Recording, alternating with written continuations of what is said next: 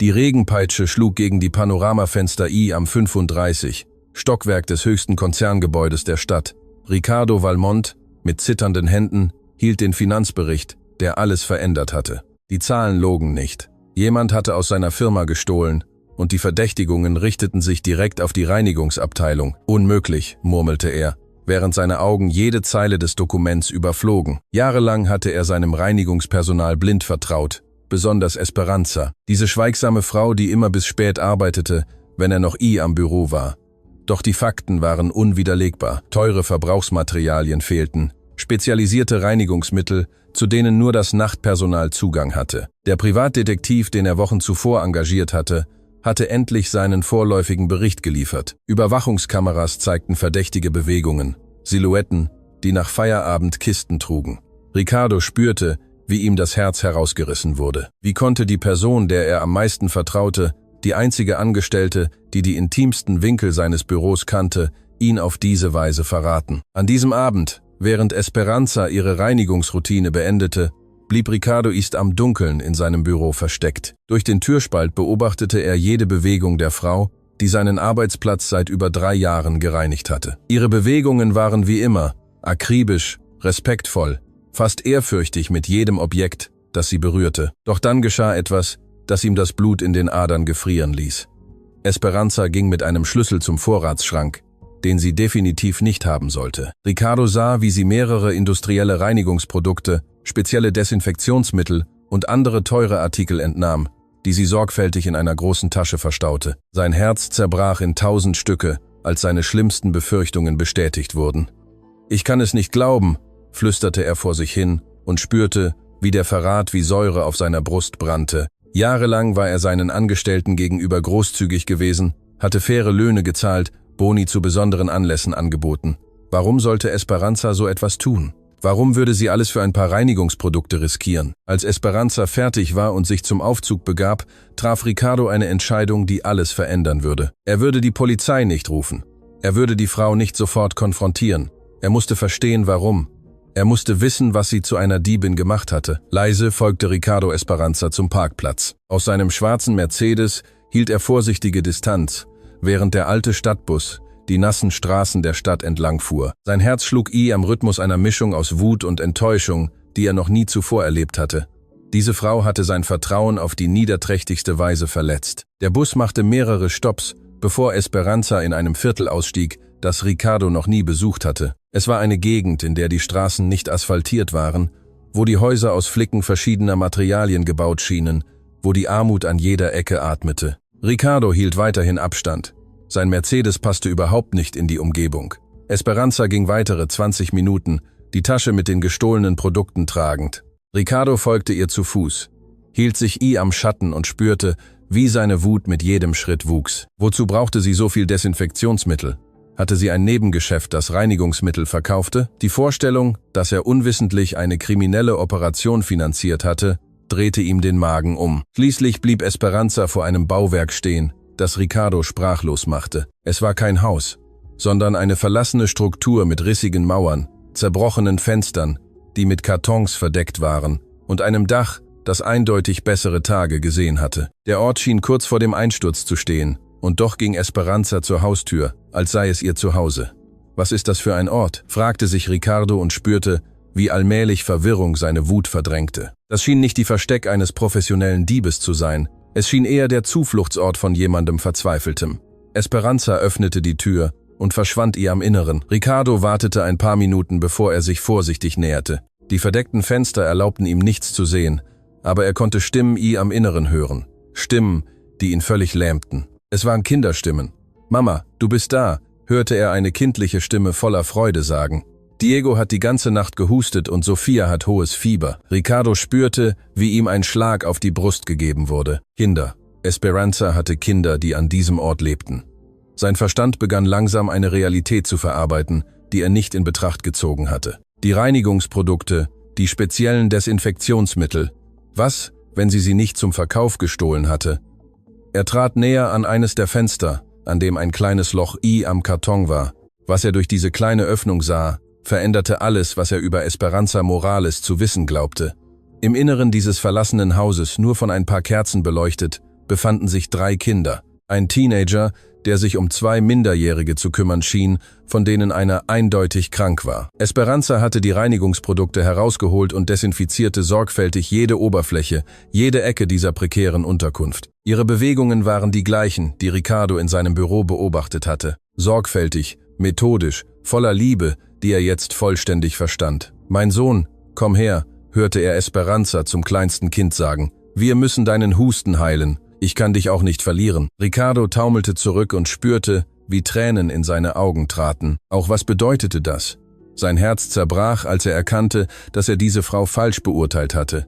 Sie stahl nicht aus Gier oder Bosheit. Sie stahl, um zu überleben, um ihre Kinder unter Bedingungen am Leben zu erhalten, denen kein Mensch ausgesetzt sein sollte. Doch dann durchdrang eine gebrochene Kinderstimme die Nacht wie ein Dolch. »Mama, wird Papa eines Tages zurückkommen? Wird er kommen, um uns zu helfen, wie er versprochen hat, bevor er in den Himmel ging?« Die darauf folgende Stille war verheerender als jeder Schrei. Ricardo verstand in diesem Moment, dass diese Frau nicht nur gegen Armut kämpfte, sondern auch gegen den Verlust von jemandem, der sehr wichtig war. Und während er sich um ein paar Reinigungsmittel sorgte, hatte sie einen epischen Kampf geführt, um ihre Familie am Leben zu erhalten. Ricardo blieb mehrere Minuten reglos stehen und verarbeitete die niederschmetternde Realität, die er gerade entdeckt hatte. Seine Beine zitterten, als er sich lautlos vom Fenster entfernte. Sein Verstand kämpfte darum zu verstehen, wie er gegenüber dem Leid einer seiner engagiertesten Angestellten so blind gewesen war. Er kehrte mit gebrochenem Herzen in seinen Mercedes zurück, konnte aber den Motor nicht starten. Seine Hände zitterten so sehr, dass er den Schlüssel nicht einstecken konnte. Die Worte des Kindes hallten schmerzhaft in seinem Kopf wieder. Papa wird eines Tages zurückkommen. Die Unschuld dieser Frage, die verzweifelte Hoffnung in dieser kindlichen Stimme, hatte ihn stärker getroffen als jede Geschäftsneuigkeit, die er je erhalten hatte. Er saß dort und beobachtete dieses heruntergekommene Haus, in dem eine alleinerziehende Mutter darum kämpfte, ihre 3 Kinder am Leben zu erhalten. Durch die Risse in den Mauern sah er das schwache Kerzenlicht, das sich bewegte und tanzende Schatten erzeugte, die eine Geschichte von Widerstand und unerschütterlicher Liebe zu erzählen schienen. »Mein Gott, was habe ich getan?«, murmelte Ricardo und fuhr sich mit den Händen übers Gesicht. Wochenlang hatte er geplant, Esperanza zu entlassen. Er hatte erwogen, Anzeige wegen Diebstahls zu erstatten. Er hatte der Misstrauen erlaubt, jede Interaktion mit ihr zu vergiften, und die ganze Zeit hatte sie diese Produkte verwendet, um eine saubere und sichere Umgebung für ihre kranken Kinder zu schaffen. Dann erinnerte er sich an all die Male, als er Esperanza bis spät in die Nacht hatte arbeiten sehen, immer mit einer Hingabe, die er bewundernswert fand, die er aber jetzt vollständig verstand. Jede zusätzliche Minute, die sie am Büro verbrachte, bedeutete zusätzliches Geld für ihre Familie, bedeutete eine weitere Chance, die notwendigen Ressourcen für ihre Kinder nach Hause zu bringen. Plötzlich hörte er Stimmen aus dem Haus kommen. Es schien, als ob eine Art Krise Pirma am Gange war. Ricardo stieg leise aus dem Auto und näherte sich wieder dem Fenster. Sein Herz schlug Pirma am Rhythmus einer Mischung aus Sorge und Neugier. »Mama, Diego kann nicht gut atmen«, hörte er eine kleine Kinderstimme voller Panik sagen.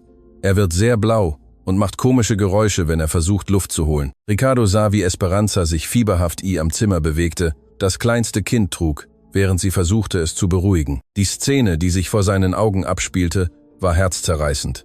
Eine verzweifelte Mutter, die versuchte, ihr Kind mit extrem begrenzten Mitteln zu retten. »Matthias, bring den Vaporisator, den wir mit dem Topf gemacht haben«, befahl Esperanza mit zitternder, aber fester Stimme. »Sophia, hilf mir, deinen kleinen Bruder zu halten, während wir ihm den Dampf geben. Wir schaffen das, mein Schatz. Mama wird nicht zulassen, dass dir etwas Schlimmes passiert.« Ricardo beobachtete fasziniert, wie diese Familie mit einfachen Mitteln medizinische Lösungen improvisierte. Matthias, der älteste Sohn, bewegte einen Topf mit heißem Wasser in die Nähe des kleinen Kindes und erzeugte einen hausgemachten Vaporisator, während seine Schwester den Kopf des Babys hielt. Die Koordination zwischen ihnen sprach von einer Routine, die durch die Notwendigkeit von Geschwistern etabliert worden war, die gelernt hatten, sich unter unmöglichen Umständen gegenseitig zu versorgen. »Warum wird Diego so oft krank, Mama?«, fragte Sophia mit dieser brutalen Ehrlichkeit, die nur Kinder besitzen.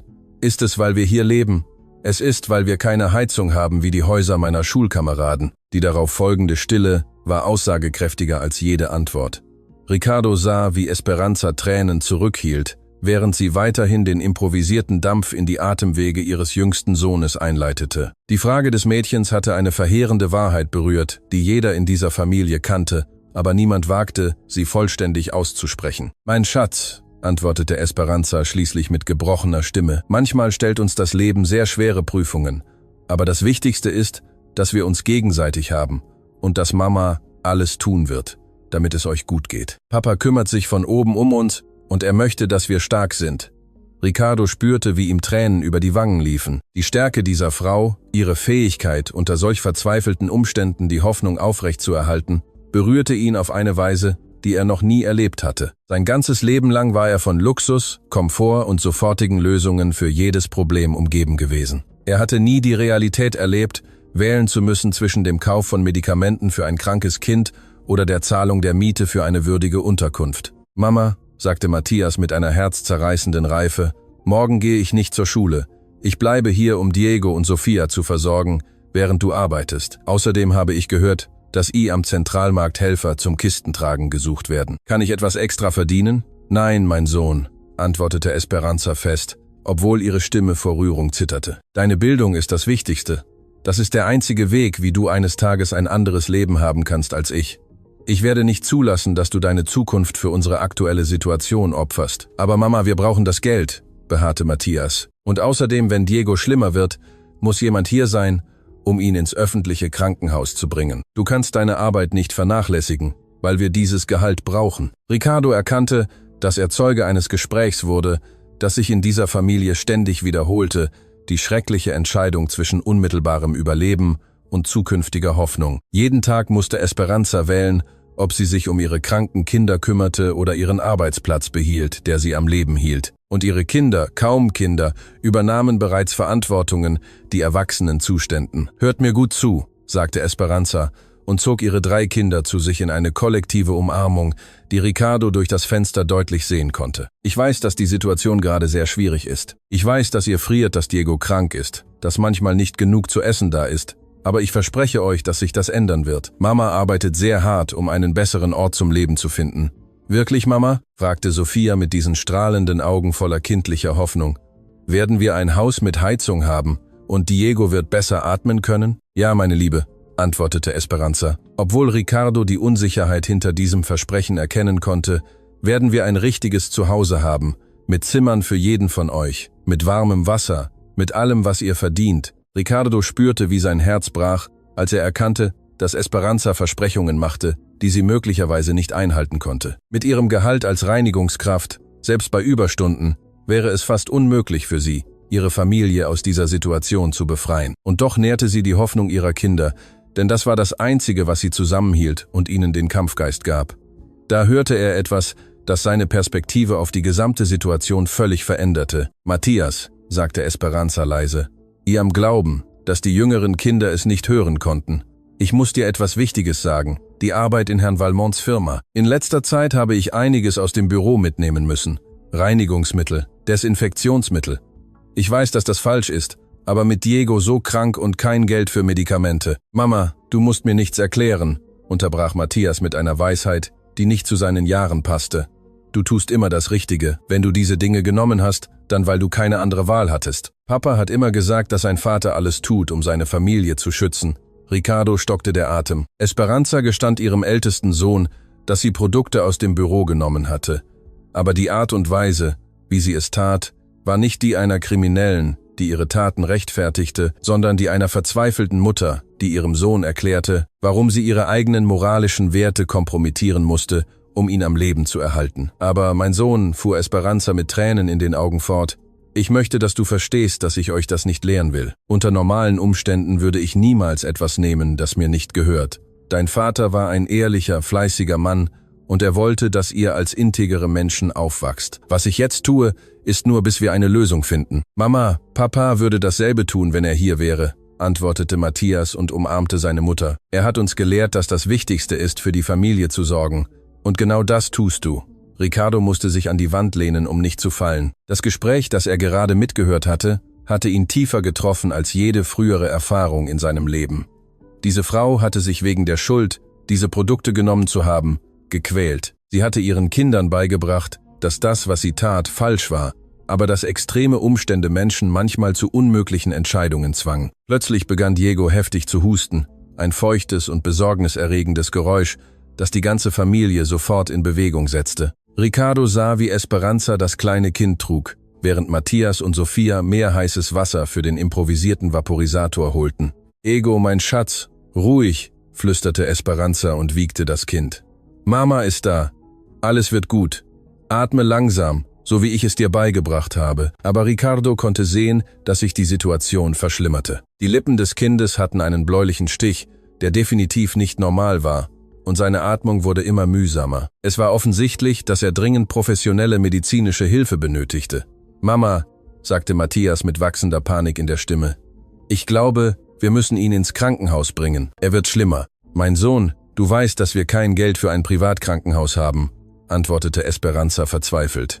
»Und ihr am öffentlichen Krankenhaus werden Sie Stunden brauchen, um uns zu behandeln. Außerdem werden Sie uns viele Fragen stellen, wo wir leben, über unsere Situation.« Ricardo erkannte, dass Esperanza Angst hatte, medizinische Hilfe zu suchen, nicht nur aus wirtschaftlichen Gründen, sondern auch, weil sie befürchtete, dass die Behörden die Bedingungen erkennen würden, unter denen sie ihre Kinder aufzog. Die Angst, ihre Kinder wegen Vernachlässigung oder weil sie unter unzureichenden Bedingungen lebten, zu verlieren, lähmte sie genau dann, wenn sie am meisten handeln musste. »Mama, es ist mir egal, was Sie sagen«, beharrte Matthias.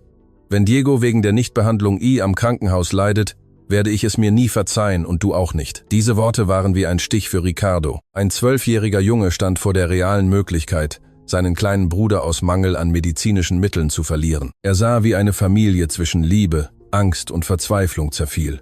Esperanza traf schließlich eine Entscheidung, die das wahre Ausmaß ihrer mütterlichen Liebe bewies. »Du hast recht, mein Sohn«, sagte sie entschlossen und wickelte Diego in eine abgenutzte Decke.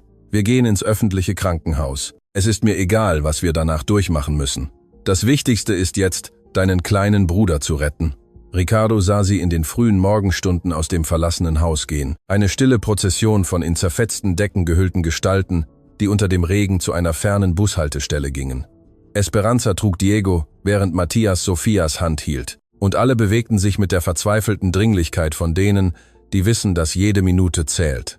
In diesem Moment traf Ricardo Balmont die wichtigste Entscheidung seines Lebens. Er konnte nicht einfach nur dastehen und als passiver Zuschauer beobachten, wie diese Familie ums Überleben kämpfte. Er konnte nicht in seine warme und komfortable Villa zurückkehren, wissend, dass wenige Kilometer entfernt 3 unschuldige Kinder den Preis für Umstände zahlten, die völlig außerhalb ihrer Kontrolle lagen. Er rannte zu seinem Mercedes und startete den Motor.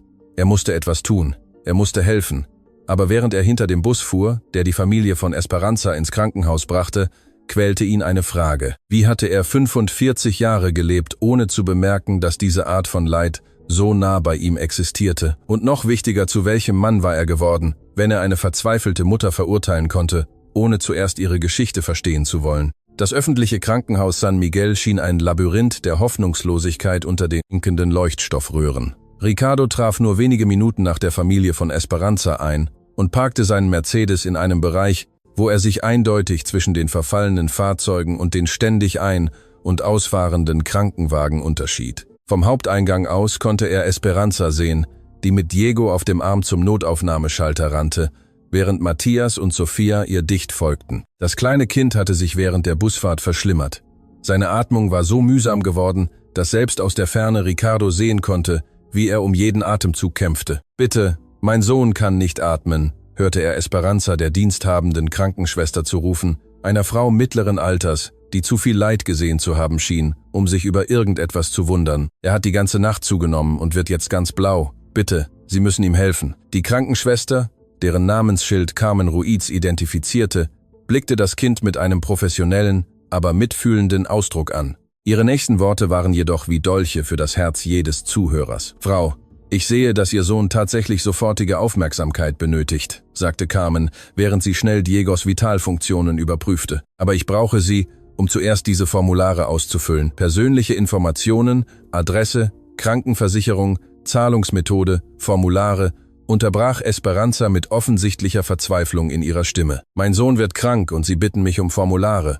Bitte behandeln Sie ihn zuerst, und dann füllen wir alle gewünschten Papiere aus. Ich verstehe Ihre Sorge, gnädige Frau, aber das sind obligatorische Verfahren«, antwortete die Krankenschwester mit dieser institutionellen Kälte, die überlastete Gesundheitssysteme kennzeichnet. »Ohne vollständige Dokumentation können wir seine Aufnahme in das System nicht bearbeiten.« Ricardo beobachtete die Szene aus angemessener Entfernung und spürte, wie die Empörung in seiner Brust wuchs. Er erlebte, wie Bürokratie zur Tragödie für diejenigen werden konnte, die keine Ressourcen hatten. Während Diego um Luft rang, verlangte das System von seiner Mutter, den Papierkram über das Leben ihres Sohnes zu stellen. »Mama, gib ihr die Papiere, die sie will«, flüsterte Matthias und versuchte, der verantwortungsbewusste ältere Bruder zu sein, zu dem die Umstände ihn gezwungen hatten. »Ich kann mich um Sophia kümmern, während du das alles ausfüllst.« Aber als Esperanza begann, die Formulare auszufüllen, wurde die grausame Realität ihrer Situation offensichtlich. Bei der Adresszeile erstarrte sie. Was konnte sie schreiben? Verlassenes Haus ohne Nummer I am Elendsviertel. Würde das nicht Verdacht auf ihre Fähigkeit, sich um ihre Kinder zu kümmern, erregen? »Frau, ich brauche eine gültige Adresse«, beharrte die Krankenschwester Carmen, die Esperanzas Zögern bemerkte. »Das sind erforderliche Informationen für die Krankenakte. Es ist nur, dass wir gerade umziehen«, log Esperanza, ihre Hände zitterten, während sie den Stift hielt. »Vorübergehend wohnen wir bei Verwandten und die Adresse der Verwandten.« Dann unterbrach Carmen mit zunehmender Ungeduld. Hinter Esperanza stand eine Schlange von Menschen und es war offensichtlich, dass der Arbeitsdruck ihre Geduld beeinträchtigte. Ricardo sah, wie Esperanza langsam zusammenbrach. Sie war eine stolze Frau, die ihr ganzes Leben lang gearbeitet hatte, die ihre Würde selbst unter widrigsten Umständen bewahrt hatte. Aber jetzt, mit ihrem Sohn in kritischem Zustand in ihren Armen, war sie gezwungen zu lügen und sich vor einem System zu demütigen, das darauf ausgelegt schien, die Schwächsten auszugrenzen. Da erlitt Diego einen plötzlichen Anfall. »Mein Baby, etwas stimmt mit meinem Baby nicht«, schrie Esperanza, als das kleine Kind Diego abrupt schlimmer wurde und der ganze Raum erstarrte. Die Krämpfe waren furchterregend anzusehen. Die kleine Gestalt von Diego zuckte heftig, während seine Augen ganz weiß wurden. Die Krankenschwester Carmen reagierte endlich mit der Dringlichkeit, die die Situation von Anfang an verdient hätte.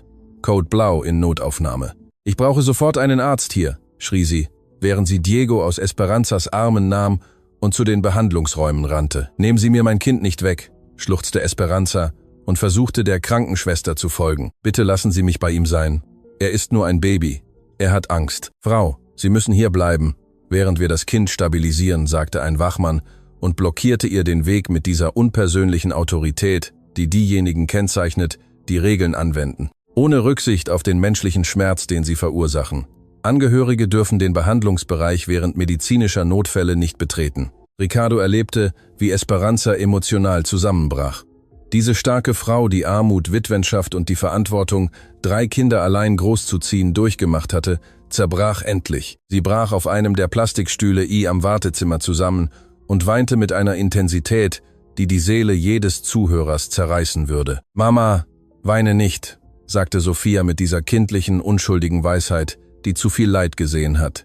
»Diego ist sehr stark. Denk daran, Papa hat immer gesagt, dass unsere Familie Kriegerblut hat. Diego wird gut sein, weil er deine Stärke hat.« Die Worte des 8-jährigen Mädchens enthüllten etwas Grundlegendes über diese Familie. Sie hatten ihren Patriarchen verloren, aber sein Erbe der Stärke lebte in jedem seiner Mitglieder weiter. Der Vater dieser Kinder war eindeutig eine wichtige Figur gewesen, die ihnen Werte des Widerstands und der familiären Einheit gelehrt hatte. »Wie ist Papa gestorben, Mama?«, fragte Matthias mit gebrochener Stimme und nutzte diesen verletzlichen Moment, um eine Frage zu stellen, die er offensichtlich lange unterdrückt hatte. »Hast du uns nie genau erzählt, was passiert ist?« Ricardo trat näher heran, unbemerkt, denn er vermutete, dass er am Begriff war, eine grundlegende Wahrheit zu hören, um die Situation dieser Familie zu verstehen. Esperanza atmete tief durch, bevor sie antwortete, und wischte sich mit dem Handrücken die Tränen ab.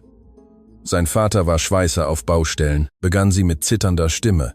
Er arbeitete an sehr hohen Gebäuden, machte diese Metallstrukturen, die alles halten. Eines Tages beschloss das Unternehmen, für das er arbeitete, Geld bei Sicherheitsmaßnahmen zu sparen. Es gab nicht genug Gurte. Die Plattformen waren in schlechtem Zustand.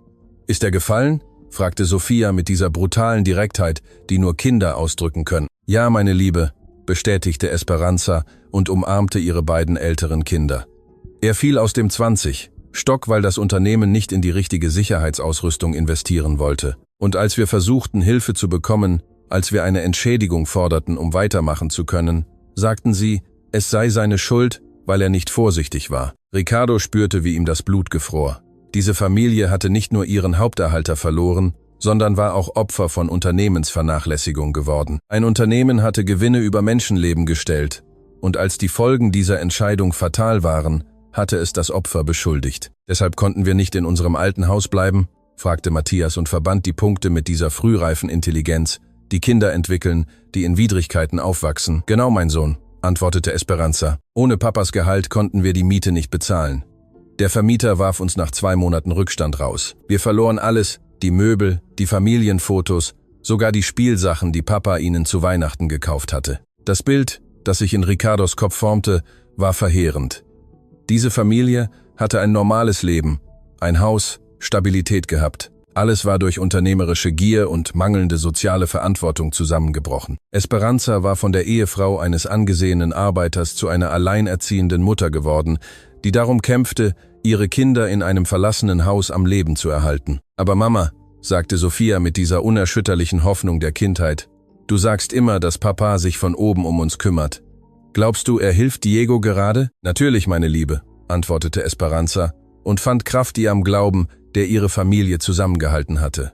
»Papa würde uns niemals verlassen. Er spricht jetzt mit den Ärzten und sagt ihnen genau, wie sie Diego heilen können.« In diesem Moment erschien der leitende Arzt der Intensivstation I am Wartezimmer. Sein Ausdruck war ernst, aber nicht verheerend, was sofort die Aufmerksamkeit aller Anwesenden auf sich zog. »Familie Morales?«, fragte der Arzt und konsultierte sein Klemmbrett. »Ja, ich bin die Mutter«, antwortete Esperanza und erhob sich sofort. »Wie geht es meinem Sohn?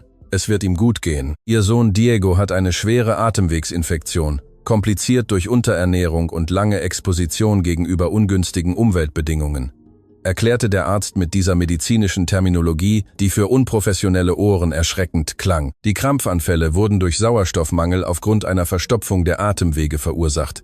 »Was bedeutet das in einfachen Worten, Doktor?«, fragte Matthias und übernahm erneut diese Rolle eines Erwachsenen, die ihm nicht zustand, mit seinen 12 Jahren. »Das bedeutet, dass Ihr kleiner Bruder sehr krank ist, weil er kontaminierte Luft geatmet hat und nicht die richtige Ernährung erhalten hat, um sein Immunsystem stark zu halten«, erklärte der Arzt und zeigte eine Empathie, die am Gegensatz zur bürokratischen Kälte anderer Mitarbeiter des Krankenhauses stand. Er benötigt sofortige Krankenhausaufnahme, intravenöse Antibiotikabehandlung und Intensivpflege für mindestens eine Woche. Die darauf folgende Stille war aussagekräftiger als jeder Schrei. Ricardo sah, wie Esperanza langsam die Bedeutung dieser Worte verarbeitete.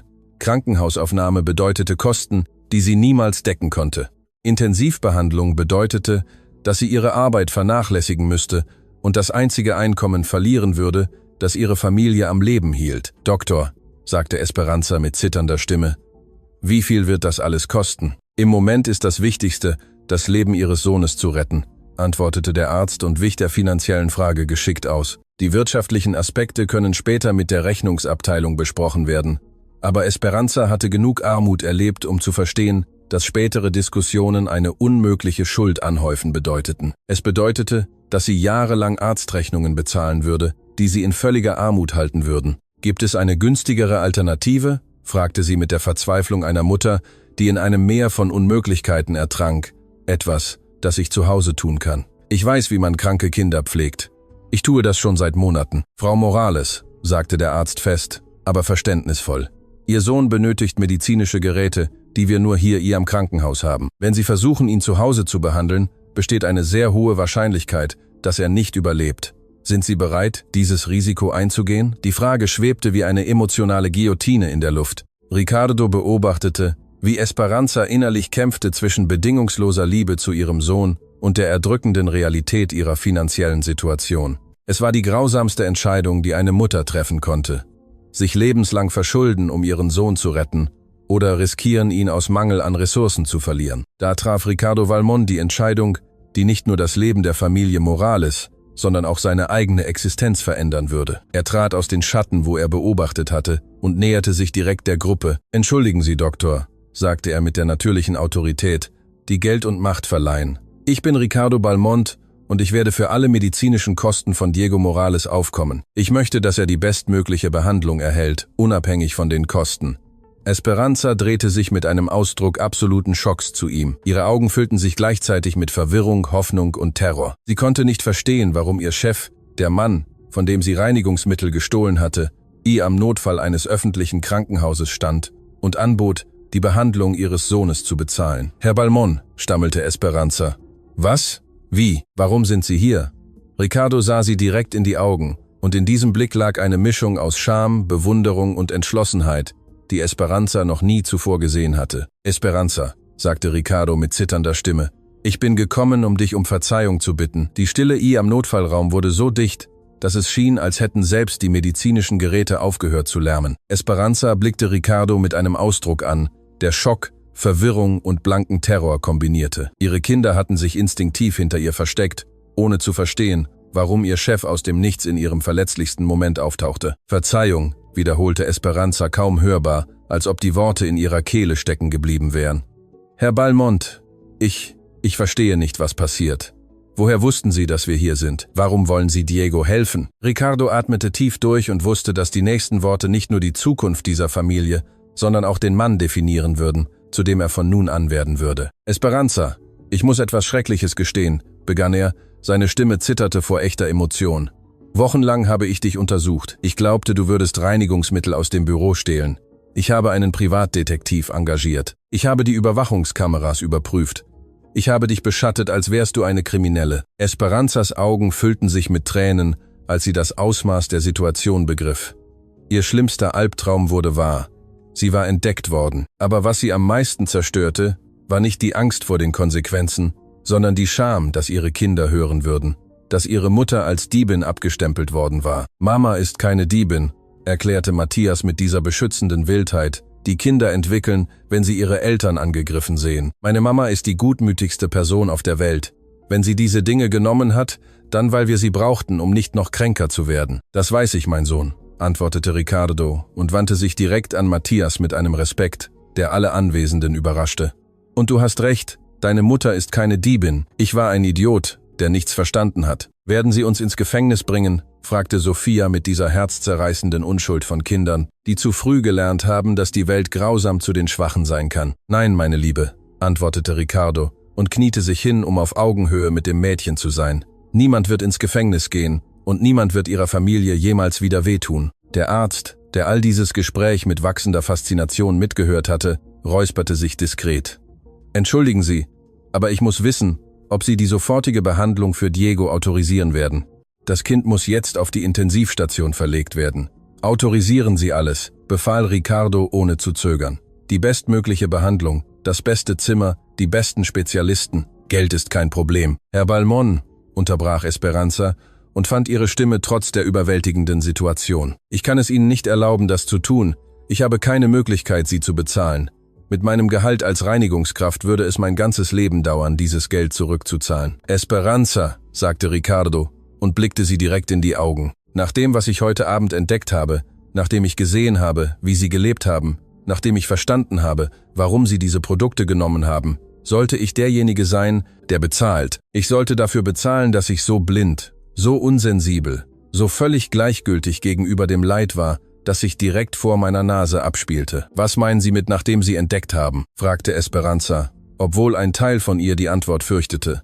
Ricardo senkte den Blick. Scham, dass er zugeben musste, wie sehr er die Privatsphäre seiner Angestellten verletzt hatte. »Ich habe sie bis zu ihrem Haus verfolgt. Ich habe gesehen, wo sie leben. Ich habe gesehen, wie sie ihre Kinder pflegen. Ich habe gesehen, wie sie diese Produkte verwenden, von denen ich dachte, sie hätten sie gestohlen.« Esperanzas Ausdruck veränderte sich von Verwirrung zu blankem Entsetzen. Die Vorstellung, dass ihr Chef die elenden Bedingungen gesehen hatte, unter denen sie ihre Kinder aufzog, dass er Zeuge ihrer größten Schande geworden war, erfüllte sie mit einer so tiefen Demütigung, dass sie sich körperlich krank fühlte. Sie haben das verlassene Haus gesehen«, murmelte sie und bedeckte ihr Gesicht mit den Händen. »Sie haben gesehen, wie wir leben. Sie haben gesehen, dass ich kein Warmwasser habe, dass es keine Heizung gibt, dass meine Kinder auf Matratzen auf dem Boden schlafen. Ich habe eine außergewöhnliche Mutter gesehen, die das Unmögliche tut, um ihre Kinder am Leben zu erhalten«, unterbrach Ricardo mit fester und emotionaler Stimme. »Ich habe eine Frau gesehen, die Reinigungsprodukte nicht verkauft, sondern verwendet, um ein Haus zu desinfizieren, in dem niemand leben sollte, das sie aber zu einem sicheren Zuhause für ihre Babys macht. Das stimmt nicht. Ich bin eine schreckliche Mutter«, platzte Esperanza heraus. Die Scham verwandelte sich in Verzweiflung. »Meine Kinder leben wie Tiere meinetwegen. Diego ist hier, weil ich ihm kein würdiges Zuhause geben konnte, wo er saubere Luft atmen konnte.« »Sag das nicht«, schrie Matthias und umarmte seine Mutter mit einer Intensität, die alle überraschte. »Du bist die beste Mama der Welt. Papa hat immer gesagt, du seist stärker als 100 Männer zusammen.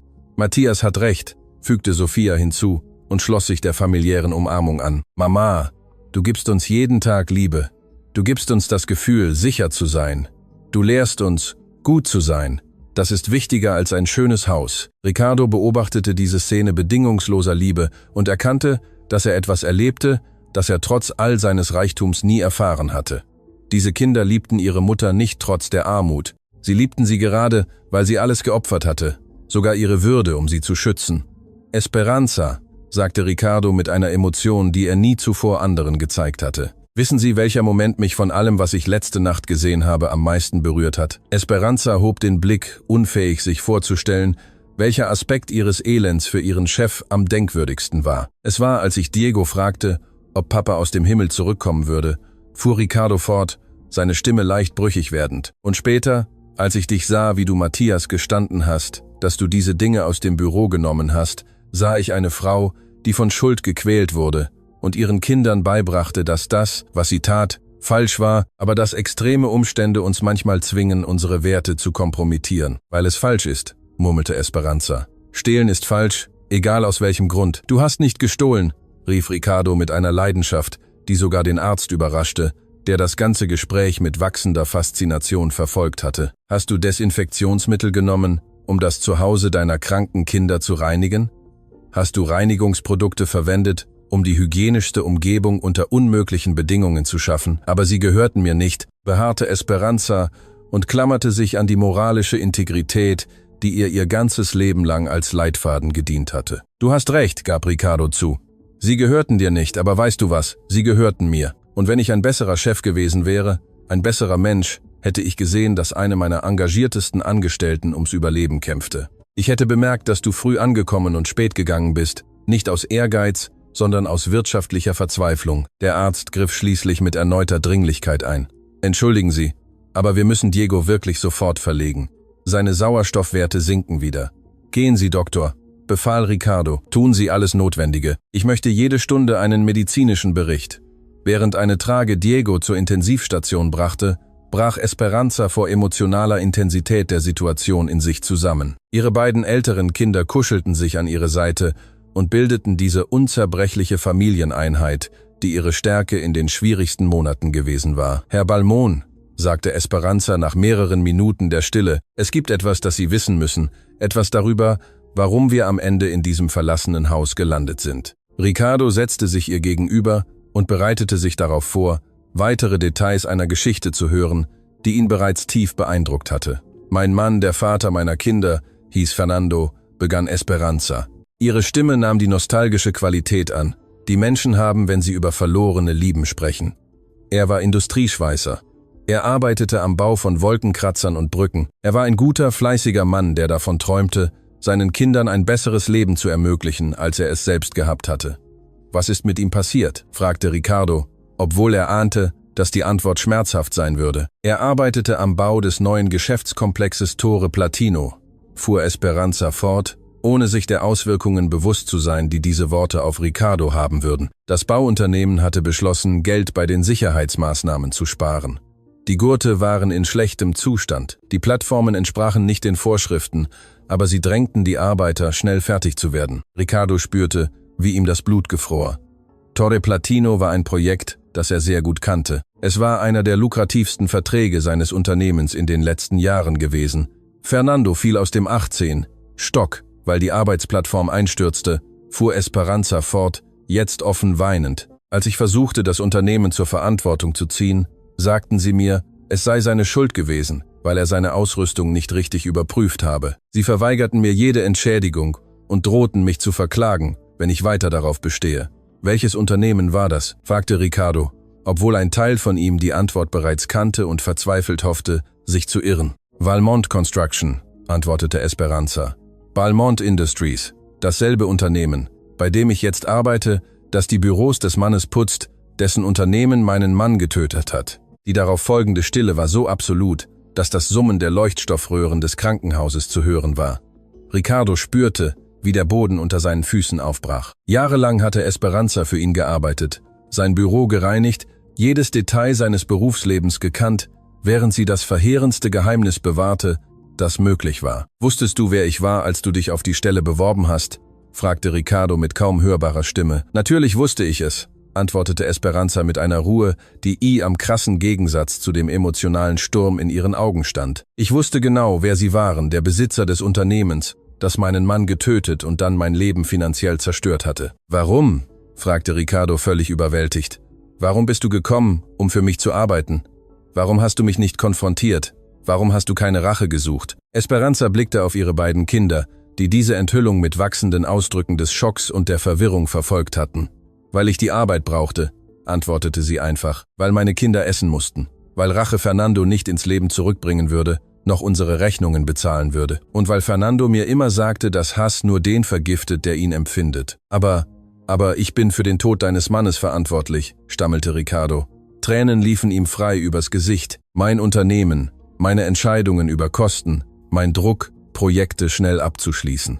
Ja, bestätigte Esperanza mit einer Gelassenheit, die verheerender war als jeder Wutausbruch. Sie sind verantwortlich, aber sie zu hassen würde meine Kinder nicht ernähren.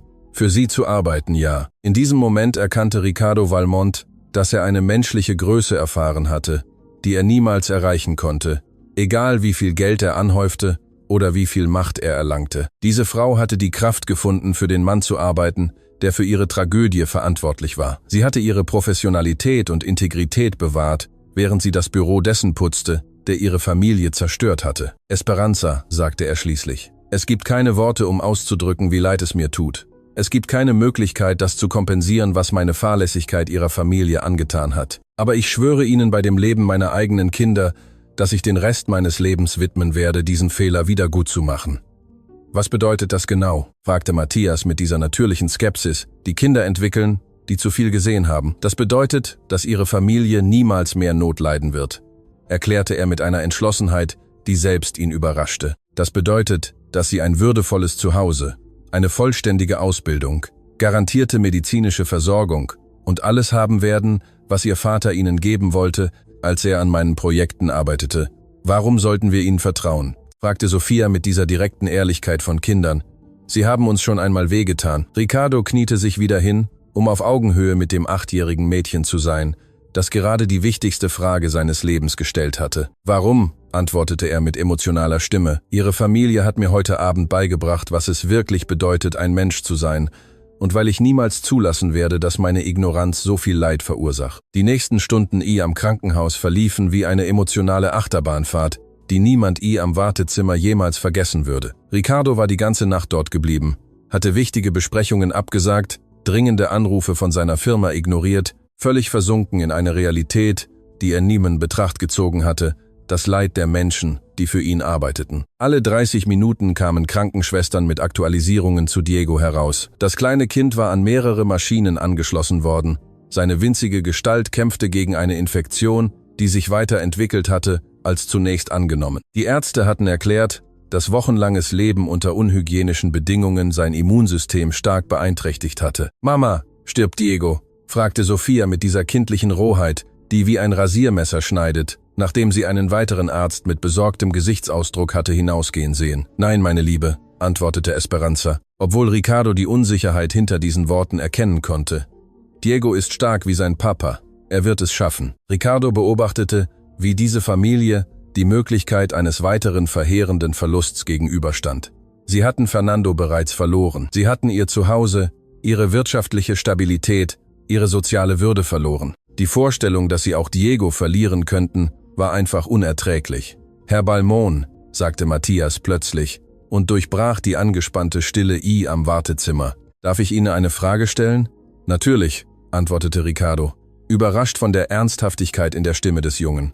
»Haben Sie Kinder?« Die Frage traf Ricardo wie ein Schlag in den Magen. Ja, er hatte Kinder. 2 Teenager, die in einer Villa lebten, teure Privatschulen besuchten, die noch nie eine wirkliche Schwierigkeit in ihrem privilegierten Leben erlebt hatten, Kinder, die ihn mehr als Geldgeber als präsenten Vater kannten. Ja, gab er mit leiser Stimme zu, ich habe 2 Kinder. Sebastian ist 16 und Valeria ist 14. Sie wissen, wo sie jetzt sind. Nicht, fuhr Ricardo fort, erkennend, dass er nicht einmal daran gedacht hatte, seine eigene Familie zu kontaktieren, um seine Abwesenheit zu erklären. Sie werden wahrscheinlich denken, dass ich in einer Geschäftsbesprechung bin oder geschäftlich unterwegs. Wie immer, wiederholte Sophia mit echter Neugier. Ricardo erkannte, dass diese Kinder, die ihren Vater tragischerweise verloren hatten, nicht verstehen konnten, wie jemand Kinder am Leben und gesund haben konnte, aber sich entschied, aus ihrem Leben abwesend zu sein. Für sie, die jeden familiären Moment wie einen Schatz schätzten, war die Vorstellung eines Vaters, der die Arbeit über die Familie stellte, völlig unverständlich. »Meine Kinder sind daran gewöhnt, dass Papa nicht zu Hause ist«, erklärte Ricardo und spürte eine wachsende Scham, als er diese Realität aussprach. »Ich dachte immer, meine Verantwortung sei es, Geld zu verdienen, um ihnen alles zu geben, was sie brauchen. Große Häuser, teure Autos, Urlaub in Europa. Aber umarmen Sie sie?« fragte Sophia mit dieser Einfachheit, die direkt ins Herz der wichtigen Dinge geht. »Umarmen Sie sie?«, wiederholte Ricardo, als ob die Frage in einer Fremdsprache sei. »Ja«, bestand das Mädchen. »Wir umarmen Mama jeden Tag, viele Male am Tag, besonders wenn sie traurig oder besorgt ist. Können Sie Ihre Kinder umarmen, wenn sie traurig sind?« Ricardo schwieg mehrere lange Minuten und verarbeitete eine Frage, die eine grundlegende Lücke in seinem Familienleben offenbarte. Er konnte sich nicht erinnern, wann er zuletzt Sebastian oder Valeria umarmt hatte. Seine Interaktionen beschränkten sich auf Fragen zu Schulnoten, Geldüberweisungen für Ausgaben und oberflächliche Gespräche während der wenigen Familienessen. »Ich glaube, ich umarme sie nicht oft genug«, gab er schließlich zu, seine Stimme leicht brüchig werdend. »Papa hat uns jeden Tag umarmt«, teilte Matthias mit einem nostalgischen Lächeln, das sein müdes Gesicht kurz aufhellte. Als er von der Arbeit kam, bevor irgendetwas anderes geschah, umarmte er uns. Er sagte, dass die Umarmungen seiner Kinder ihm die Kraft gaben, so hart zu arbeiten. Und am Wochenende, fügte Sophia hinzu und schloss sich den familiären Erinnerungen an. Papa erfand Spiele mit uns. Er verwandelte das Haus in ein Schloss oder ein Raumschiff oder einen Dschungel. Wir brauchten keine teuren Spielsachen, weil Papa alles lustig machte. Ricardo hörte diese Beschreibungen und erkannte, dass Fernando Morales, ein Industriearbeiter mit bescheidenem Einkommen, unendlich reicher gewesen war in den einzigen Dingen, die wirklich wichtig waren. Er hatte die bedingungslose Liebe seiner Familie gehabt, hatte wertvolle Erinnerungen mit seinen Kindern aufgebaut, war das emotionale Zentrum seines Hauses gewesen. »Wissen Sie, was wir am meisten an Papa vermissen?«, fragte Esperanza und schloss sich dem Gespräch mit einer sanften, aber emotionsgeladenen Stimme an. »Was?«, fragte Ricardo und bereitete sich auf eine weitere Lektion darüber vor, was es wirklich bedeutet, ein Vater zu sein. »Die Geschichten«, antwortete Esperanza mit einem Lächeln, das Freude und Trauer mischte. Jede Nacht erzählte Fernando den Kindern verschiedene Geschichten. Geschichten, in denen sie die Helden waren, in denen sie Hindernisse überwanden, in denen sie wichtige Lektionen darüber lernten, gute Menschen zu sein. »Er hat sie sich ausgedacht?«, fragte Ricardo, fasziniert von einem Konzept, das er nie in Betracht gezogen hatte. »Völlig«, bestätigte Matthias. »Papa sagte, die besten Geschichten kämen aus dem Herzen, nicht aus Büchern. Er erzählte uns Abenteuer, in denen Diego ein Superheld war, der fliegen konnte, wo Sophia eine Prinzessin war, die Königreiche rettete. Wo ich ein Entdecker war, der neue Welten entdeckte. Und immer«, fügte Sophia mit wachsender Begeisterung hinzu. »Am Ende jeder Geschichte sagte uns Papa, dass wir ihr am wirklichen Leben noch besonderer seien als in Märchen, weil wir seine echten Kinder sind.« Ricardo spürte, wie ihm erneut Tränen kamen. Diese Kinder hatten einen Vater verloren, der sie nicht nur geliebt, sondern auch Zeit, Kreativität und emotionale Energie investiert hatte, um ihre Fantasie zu fördern, sie wertvoll fühlen zu lassen, ihr Selbstwertgefühl Tag für Tag aufzubauen. »Haben Ihre Kinder Sie jemals gebeten, ihnen Geschichten zu erzählen?«, fragte Esperanza mit echter Neugier. »Nein«, gab Ricardo zu. »Sie hatten immer Fernseher in ihren Zimmern, Videospiele, Computer. Ich dachte nie, dass sie etwas so Einfaches wie einen Märchenerzähler von ihrem Vater wollen könnten. Vielleicht«, schlug Matthias mit einer Weisheit vor, die weit über sein Alter hinausging. »Sie wissen nicht, dass Sie danach fragen können. Vielleicht warten Sie darauf, dass Sie sich anbieten.« In diesem genauen Moment erschien der leitende Intensivmediziner I am Wartezimmer. Sein Ausdruck war ernst, aber nicht verheerend, was sofort die Aufmerksamkeit aller Anwesenden auf sich zog. »Familie Morales«, kündigte der Arzt an und konsultierte sein Klemmbrett. »Ich habe Neuigkeiten über Diego.« Esperanza stand so schnell auf, dass sie fast das Gleichgewicht verlor. Ihre Hände zitterten, als sie sich auf Nachrichten vorbereitete, die alles verändern könnten. »Wie ist mein Baby, Doktor?«, fragte sie mit zitternder Stimme. »Diego hat sehr gut auf die Behandlung mit Antibiotika reagiert«, erklärte der Arzt mit einem beruhigenden Lächeln. »Seine Atmung hat sich erheblich stabilisiert und die Sauerstoffwerte am Blut kehren zu normalen Parametern zurück.« Die Erleichterung, die die Familie ergriff, war so greifbar, dass Ricardo sie körperlich spüren konnte. Esperanza brach auf ihrem Stuhl zusammen, diesmal aus reinem Dank, während Matthias und Sophia sich unter Freudentränen umarmten. »Bedeutet das, dass es ihm gut gehen wird?« fragte Sophia und brauchte absolute Bestätigung. »Das bedeutet, dass wir die unmittelbare Krise überwunden haben«, fuhr der Arzt fort. »Diego wird jedoch mindestens noch eine Woche im Krankenhaus bleiben müssen, um sicherzustellen, dass die Infektion vollständig beseitigt ist. Und nach der Entlassung wird er zu Hause spezielle Pflege benötigen.« »Welche Art von spezieller Pflege?« fragte Esperanza. Obwohl Ricardo vermutete, dass sie bereits ahnte, wohin die Konversation ging, Diego benötigt eine Umgebung, die völlig frei von Feuchtigkeit, Schimmel und Luftverschmutzung ist, erklärte der Arzt mit dieser professionellen Ernsthaftigkeit, die anzeigte, dass kein Raum für Verhandlungen war. Seine Lungen wurden durch die lang anhaltende Exposition gegenüber unzureichenden Umweltbedingungen schwer beeinträchtigt. Ein Rückfall könnte schwerwiegend sein.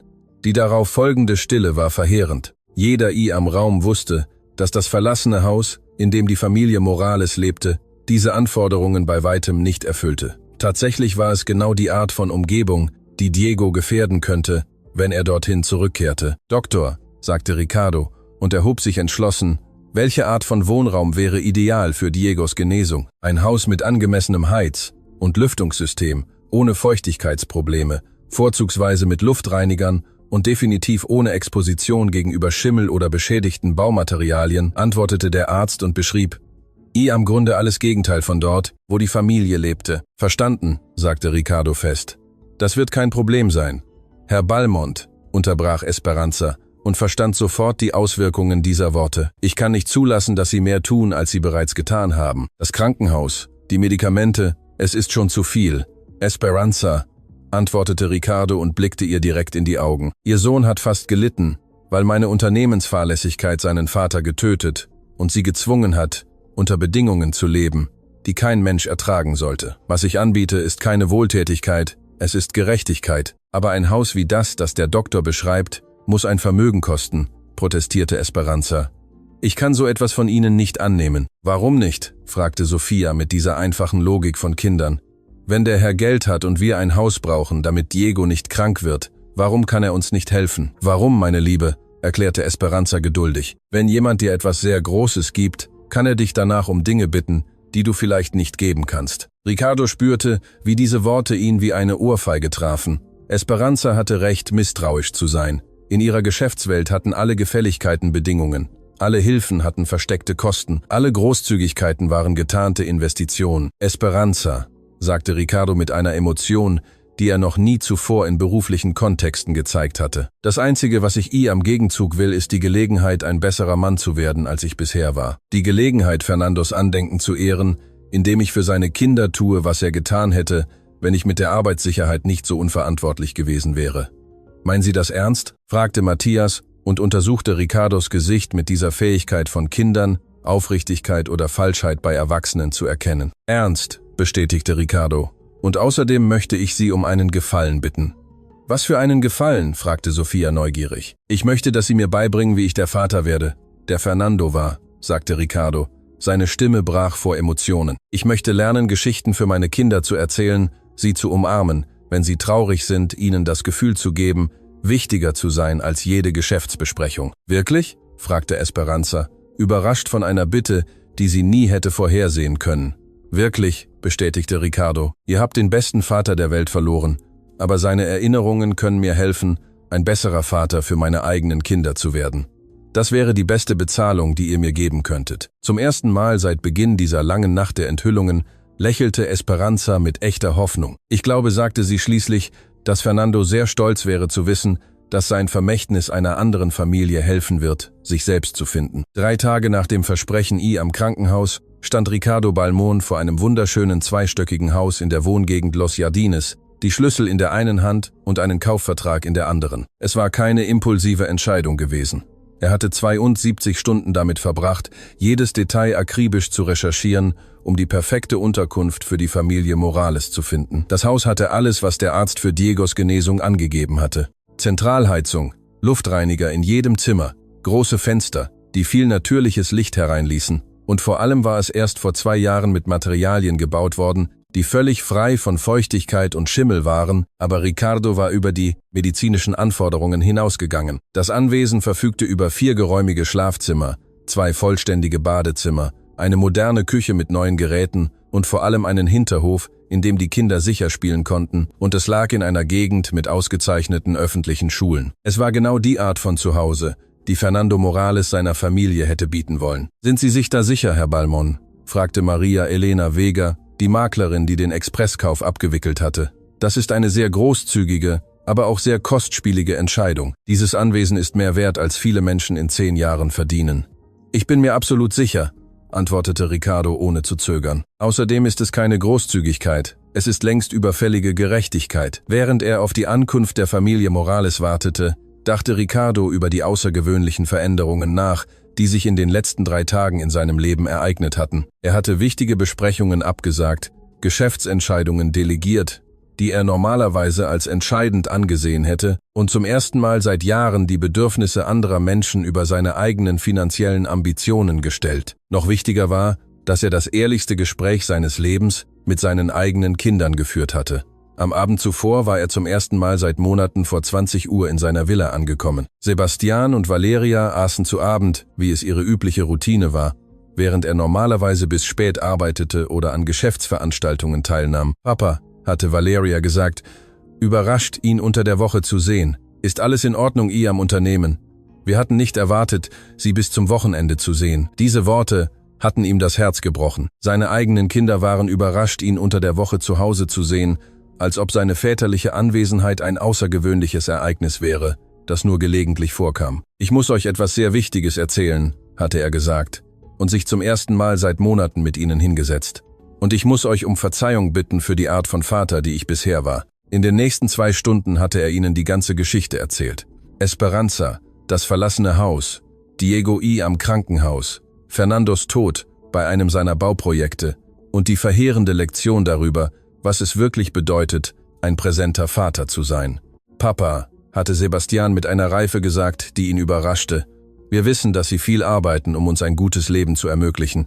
Wir hatten nie das Gefühl, dass Sie uns nicht lieben. Aber«, fügte Valeria mit dieser direkten Ehrlichkeit hinzu, die sie von ihrer Mutter geerbt hatte, »wir hatten das Gefühl, dass Sie uns nicht wirklich kennen, als ob Sie wüssten, dass wir existieren, aber nicht wissen, wer wir sind.« Diese Worte waren wirkungsvoller gewesen als jede geschäftliche Kritik, die er erhalten hatte. Seine Kinder machten ihm nicht zum Vorwurf, dass er so viel arbeitete, aber sie erkannten, dass er die Gelegenheit verpasst hatte, sie als Einzelperson mit Träumen, Ängsten und einzigartigen Persönlichkeiten kennenzulernen. »Was können wir tun, um das zu ändern?«, hatte er gefragt, ehrlich interessiert daran, ihre Ideen zu hören. »Nun«, hatte Valeria nach sorgfältiger Überlegung geantwortet, »Sie könnten damit beginnen, uns zu fragen, wie unser Tag war, wenn Sie nach Hause kommen. Nicht nur, ob wir die Aufgaben erledigt haben oder ob wir gute Noten bekommen haben. Und vielleicht«, fügte Sebastian hinzu, »könnten Sie uns Geschichten erzählen, wie Sie als Kind waren. Wir wissen nie etwas darüber, wie Sie aufgewachsen sind, was Sie gerne getan haben, wie Sie Mama kennengelernt haben.«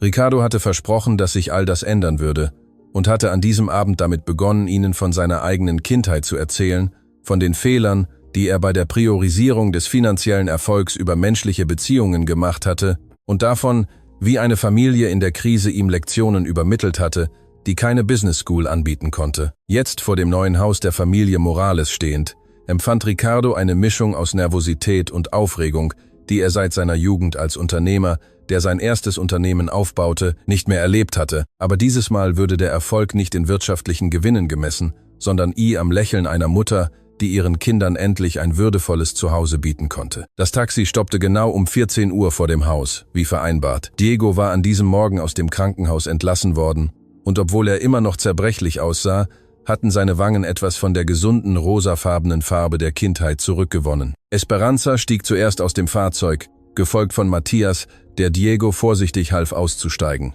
während Sophia sofort zum Vorgarten rannte. »Mama, schau mal, wie schön diese Blumen sind«, rief Sophia und zeigte auf die Rosensträucher, die den Eingang schmückten.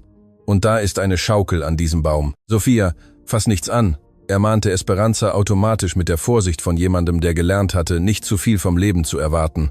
»Das ist nicht unser Haus. Wir sind hier, um es zu sehen, aber wir wissen nicht, ob Esperanza.« »Ich«, unterbrach Ricardo sanft und näherte sich mit ausgestreckten Schlüsseln zu ihr.